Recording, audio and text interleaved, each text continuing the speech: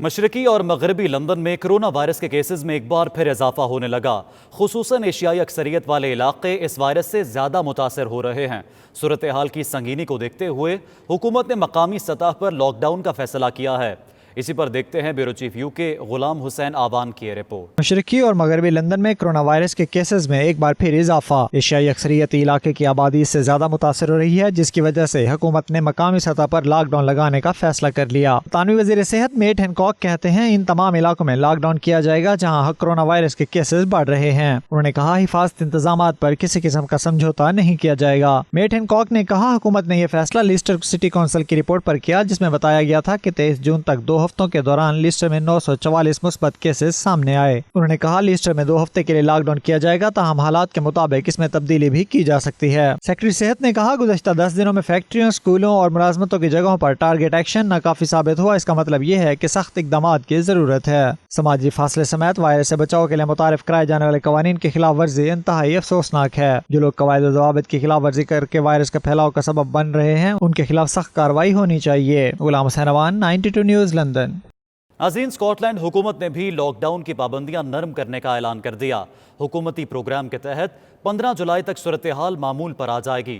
تفصیلات کے لیے دیکھتے ہیں ہمارے نمائندے قیصر حبیب کی رپورٹ۔ اسکاٹش حکومت دوسرے فیز کے تحت زیادہ تر دکانیں کھولنے کے پروگرام کا پہلے ہی اعلان کر چکی ہے، جس کے تحت شاپنگ سینٹرز یا ایسی دکانیں جن کے دروازے سڑک سے منسلک ہیں انہیں کھولنے کی اجازت ہے۔ حکومتی اعلان کے بعد مشہور مقامی سٹورز کھل گئے ہیں جہاں لوگوں کی طویل قطاریں دیکھنے کو ملیں۔ حکومتی پروگرام کے تحت 3 جولائی سے سفر کے لیے 5 میل کی حد ختم کی جا رہی ہے، جبکہ 6 جولائی سے ریسٹورنٹس اور پب اپنی آؤٹ ڈور یا گارڈن سروس کا آغاز کر سکیں گے۔ 10 جولائی کے بعد لوگ گھروں میں دیگر خاندانوں کے ساتھ بھی ملاقاتیں کر سکیں گے۔ لاک ڈاؤن میں نرمی کے حوالے سے شہریوں نے خوشی کا اظہار کیا ہے، جبکہ ٹیکسی ڈرائیورز نے بھی سکھ کا سانس لیا ہے۔ Still, people not adhering to social distancing, really, it's not great, but, Scotland's safer than most places, so I'm quite happy with the way everything's gone, really, because of it. Shopping-wise, it's mad that people are queuing for Primark and things, but other than that, it's all right, really. It's good to see things open again. جیسے کہ آپ لوگ دیکھ رہے ہو ادھر یہ city centre ابھی تھوڑا سا رش لگ گیا ہے، تو یہ لاک ڈاؤن کھل گیا ہے تھوڑا سا۔ ابھی ہمارا جو ٹیکسی ہے وہ بھی ماشاءاللہ بزی ہو گیا ہے۔ When I'm out and about, whether it be in a taxi or in a shop, that I wear my mask like I'm doing today, and also I'm very, very careful that I respect the other people around me, because the mask is protecting them, and hopefully they'll do the same and they'll protect me. 15 جولائی تک libraries, museum اور hair dresser بھی کام شروع کر دیں گے، لیکن مہیا کردہ ان تمام سہولتوں کے ساتھ ابھی صحت و صفائی، ہاتھوں کو بار بار دھونا اور 2 میٹر کے سماجی فاصلے کو برقرار رکھنے کی پابندیاں برقرار رہیں گی۔ Qaiser Habib, 92 news, Dundee, Scotland. Scottish parliament Edinburgh میں جسٹس سیکرٹری حمزہ یوسف نے نسل پرستی پر تقریر کی، جس میں انہوں نے اپنی ہی حکومت پر کھل کر تنقید کی ہے۔ اسی پر دیکھیے چودھری خالد پرویز کی report.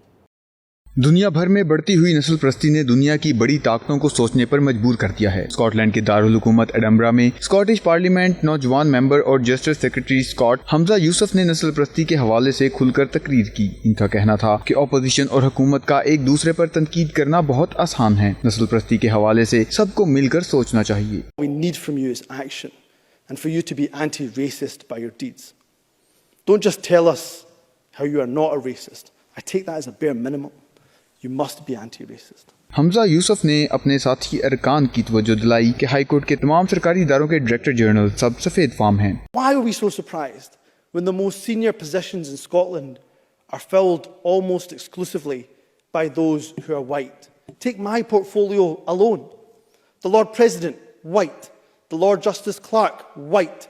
Every High Court judge, white. The Lord Advocate, white. The Solicitor General, white. The Chief Constable, white. Every Deputy Chief Constable, white. Every Assistant Chief Constable, white.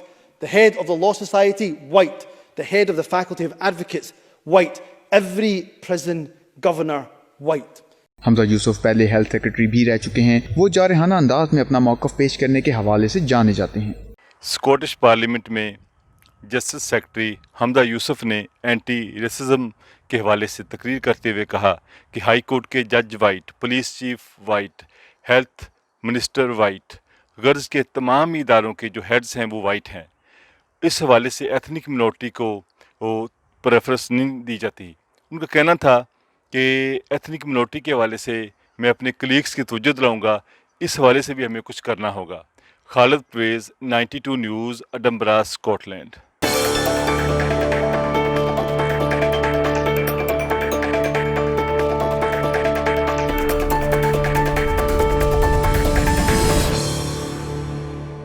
Overseas Pakistan Bloch unity के chairman doctor जुमा खान मरी ने Karachi stock exchange हमले की सख्त मजम्मत की है। Moscow में 92 न्यूज़ से गुफ्तगू करते हुए उन्होंने कहा, इस हमले में भारतीय खुफिया एजेंसी रॉ मुलव्वस है। लद्दाख में चीन से मुँह खाने के बाद भारत पाकिस्तान के खिलाफ ओछे हथकंडों पर उतर आया है। नुमाइंदा 92 न्यूज़ शाहिद घुम्मन से गुफ्तगू में मजीद क्या कहा, आइए देखते हैं। ये BLA का पहला अटैक नहीं है, पहले इन्होंने 2 अटैक पहले भी किए थे इस तरह के।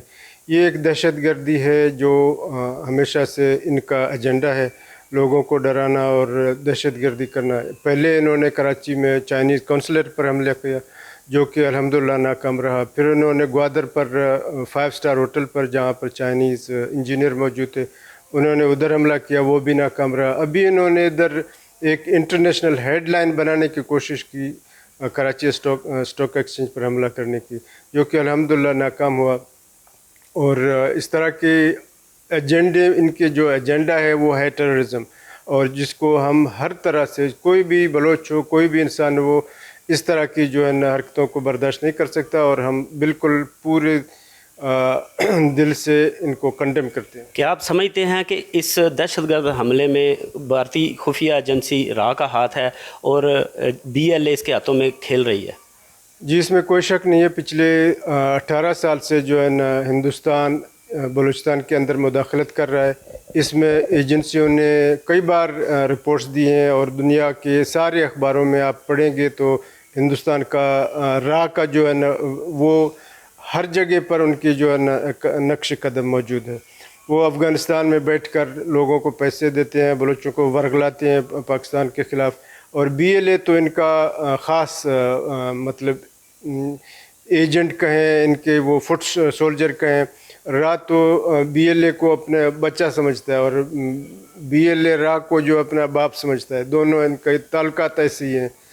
तो इसमें कोई शक नहीं है कि रॉ इन हमलों के पीछे वो पैसा खर्च करते हैं, और वो खुल्लम खुल्ला कहते हैं डेली अपने टेलीविज़न चैनलों में। उनके जो मिलिट्री बंदे हैं, उनको जो एजेंसी हैं, वो डेली जो है धमकी देते हैं पाकिस्तान को, बलूचिस्तान के ज़रिए से, सिंध के ज़रिए से। तो हमें इन चीज़ों के लिए तैयार होना चाहिए, और ये चीज़ें आइंदा भी होते रहेंगे और अभी भी हुए, लेकिन हमें हमेशा विजिलेंट होना चाहिए और इन चीज़ों का बर वक्त मुकाबला करना चाहिए। जिस तरह के वो कराची पोर्ट में जो स्टॉक एक्सचेंज में जो मुहाफ़िज़ों ने किया, इस तरह हमें विजिलेंट होना चाहिए। और हम बहुत शुक्रगुज़ार हैं अपने मिलिट्री और अपने जो एजेंसियों ने, उन्होंने बर वक्त कार्रवाई करके इस दहशतगर्दी को नाकाम बनाया। दहशतगर्दी का रास्ता छोड़कर अमन और पाकिस्तानी कौमी धारे में आना चाहता है तो बलोच यूनिटी का प्लेटफॉर्म हाजिर है उनके लिए, ताकि वो इसको इस्तेमाल करके अपनी नॉर्मल ज़िंदगी शुरू करें। और बलोच यूनिटी का बेसिक पर्पस ये है कि जितने भी पाकिस्तानी दुश्मन है, जिस तरह भारत है या कोई भी और है, उनको एक्सपोज करे और बलोचों के सामने दुश्मन के जो एजेंडे हैं उनको वाज़े करे, ताकि बलोचों को पता चले कि वो किस तरह जो है ना उनके नाम पर लोग पैसा बार बना रहे हैं, और भारत किस तरह कश्मीर का मसला बलूचिस्तान के ज़रिए हल करना चाहता है। तो हम ये चीज़ें जो है ना बलूचों को और दुनिया को बताना चाहते हैं कि बलूचिस्तान एक पुरअमन एरिया है, पाकिस्तान का ऐसा है।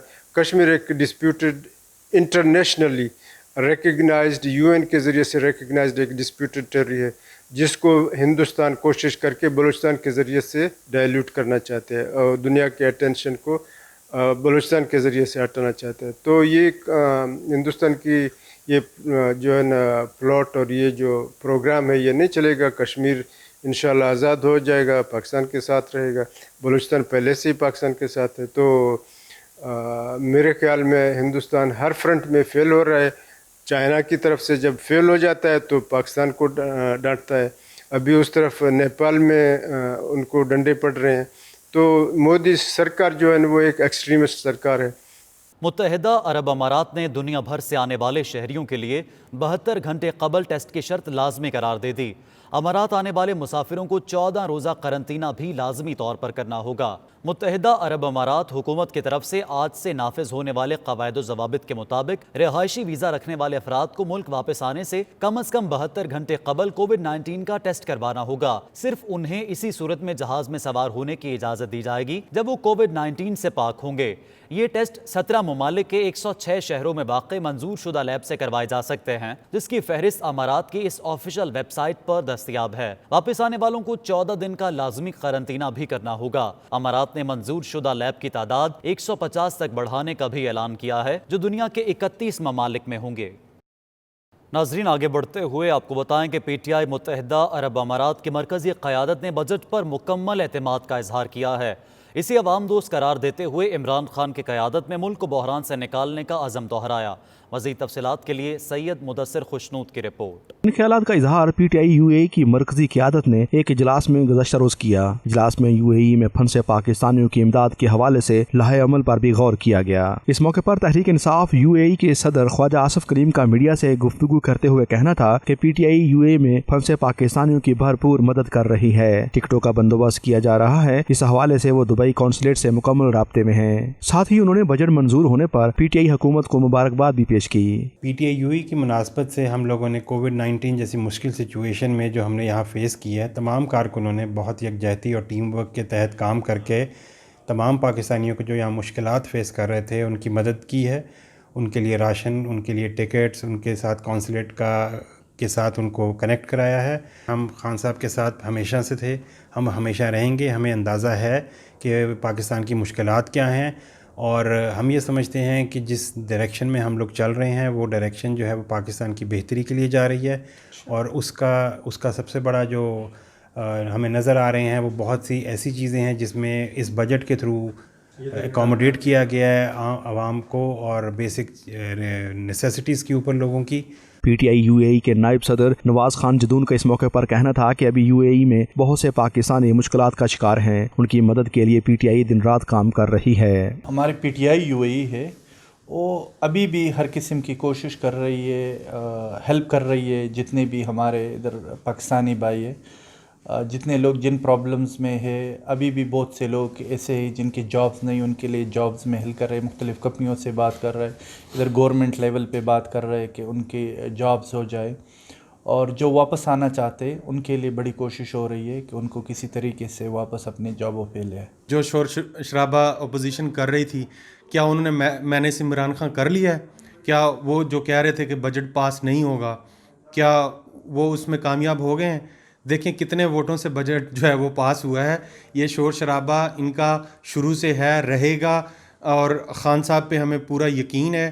ٹائم لگے گا، انشاءاللہ سب چیزیں سٹیٹ ہو جائیں گی، اور انشاءاللہ سب کچھ جو ہے نا بہتر ہوگا۔ اور آج بھی یہ ثابت ہو گیا ہے بجٹ پیش کرنے کے بعد اور بجٹ اپروو ہونے کے بعد کہ جو ہمارے فیصلے ہیں پارٹی کے، خان صاحب کے، وہ سب سے عظیم ہے اور ہر کوئی ان کو سپورٹ کر رہا ہے۔ اجلاس میں شریک پی ٹی آئی یو اے کی general secretary Syeda Sabiha Saif, general secretary P T I Dubai Syed Kaleem Ullah Shah Bukhari, P T I U A کے رہنما اعجاز خان، یاسمین کنول، عادل ملک اور دیگر نے بھی اوورسیز پاکستانیوں کی مشکلات کے حل کے لیے پی ٹی آئی متحدہ عرب امارات کی کوششوں کو سراہا، اور قونصل خانہ دبئی اور پاکستانی سفارت خانے کے اقدامات پر بھی اعتماد کا اظہار کیا۔ کیمرہ ٹیم کے ساتھ سید مدثر خوشنود، دبئی، متحدہ عرب امارات۔